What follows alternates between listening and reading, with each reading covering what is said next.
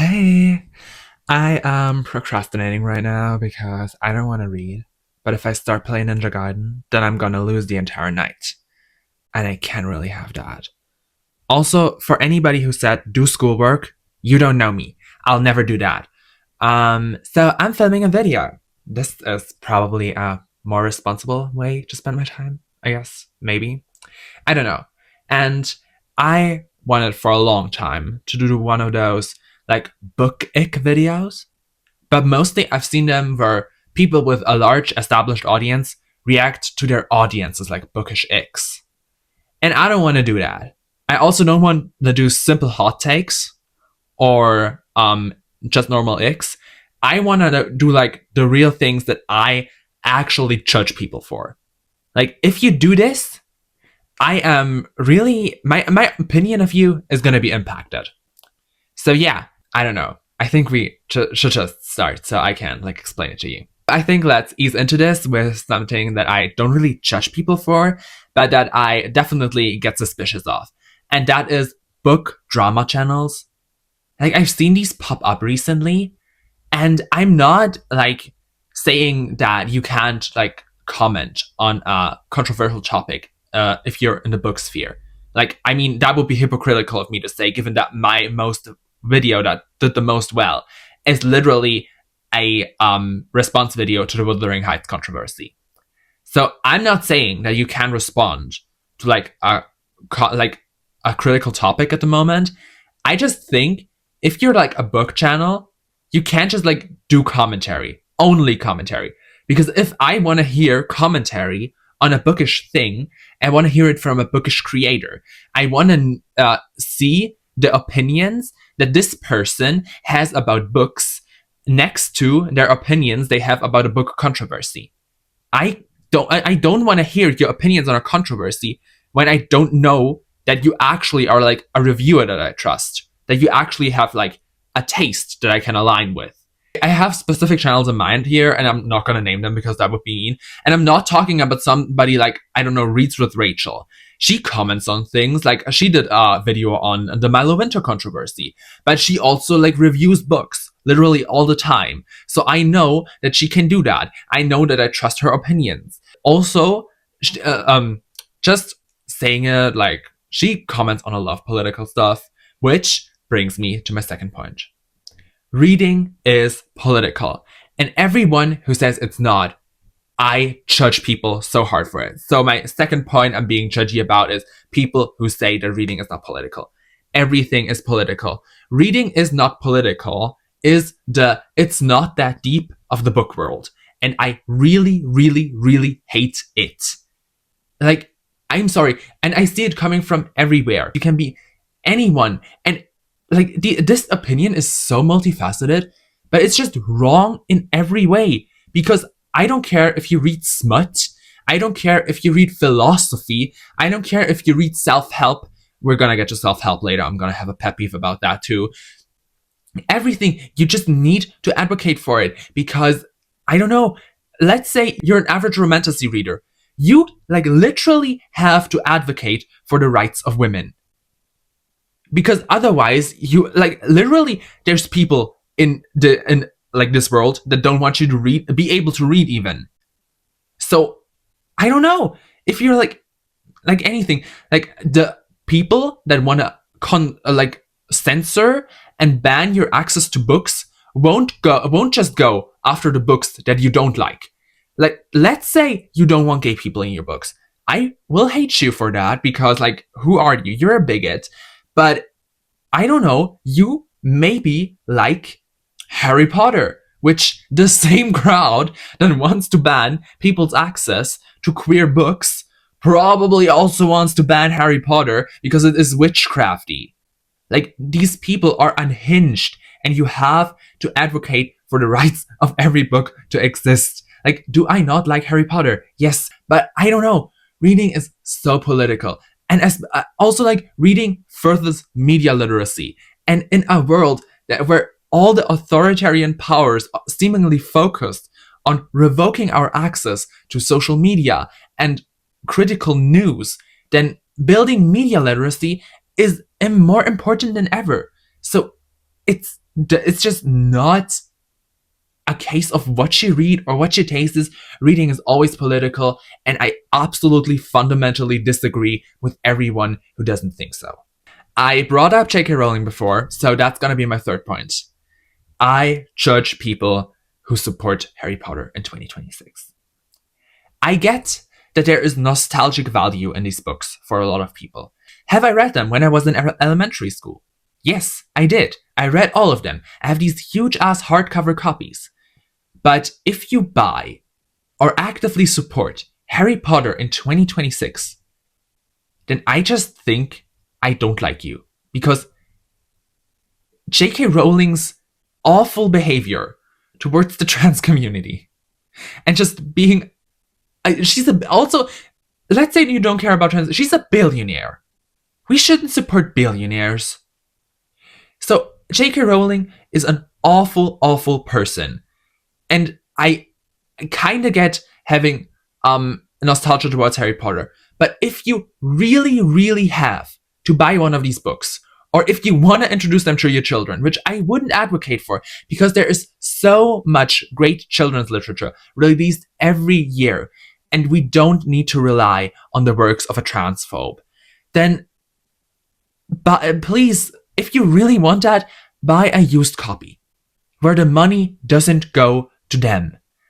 Just find a way to appreciate your feelings that you have to that work that doesn't affect the lives of trans people by giving your money to this awful, awful person. And if you say, no, it's if I give her my money, it's not directly going.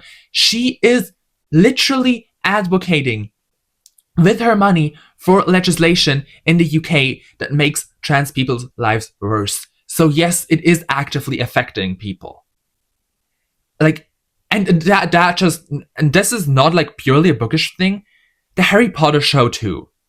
I know that a lot of people are gonna check it out of curiosity, just for how bad it is. Please, I'm gonna watch a YouTube recap. Somebody's gonna do it. Would I rather have nobody watch it at all? Yes, but somebody's gonna do it, and then I'm gonna hear their opinion about it.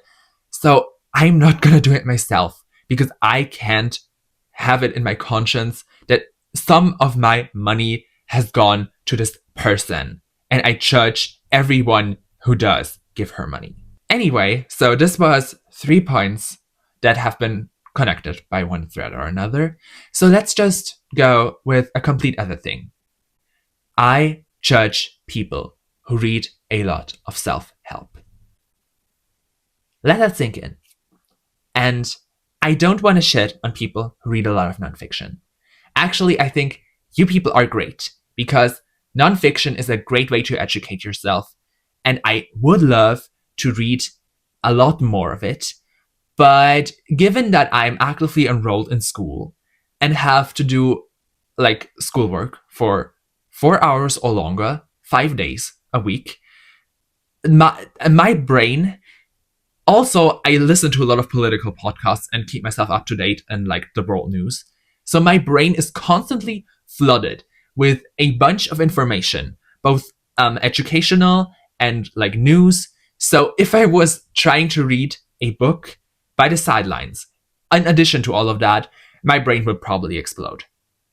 Because I just need some outlet to shut that off. So I'm not shitting on people who read nonfiction, but specifically self-help. And I think not even all self-help, because self-help can be good in some aspects. If you need like budgeting advice or something. But I specifically think, when I think of self-help, I think of these: how I made my millions. How are you gonna be a billionaire in 3 days by buying my course? That type of stuff. There's so much of it out there, and I absolutely can't stand it.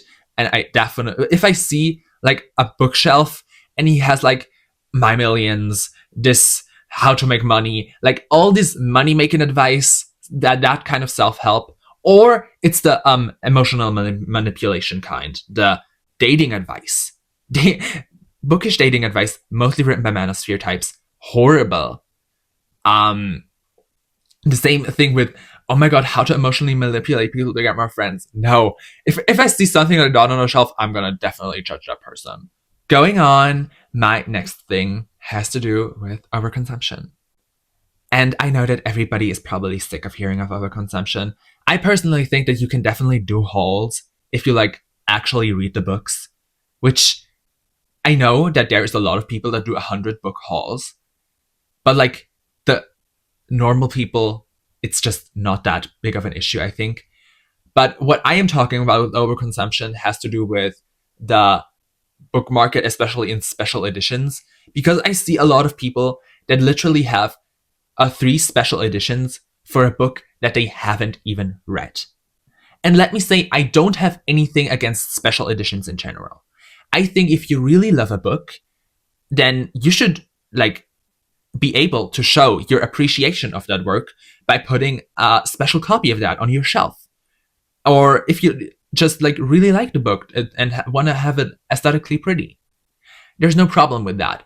But people buying special editions of books before they have even read it, just because they think they might like it and they like the look of the special edition, so they just buy it in advance. That's so dumb to me. So incredible. Like, why did you spend that money 3 times and then there is a chance that you might even like have to unhaul it because you dislike the book?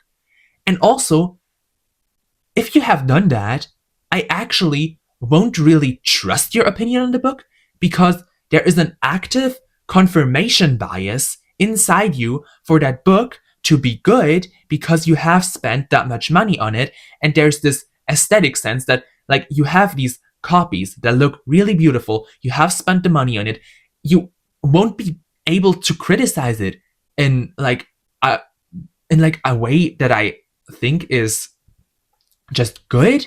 And I'm not saying that I am a big firm believer that there is nothing as objective criticism. But if you're one of these special edition persons, then I think your subjective criticism can be tainted to a point where I just don't believe you.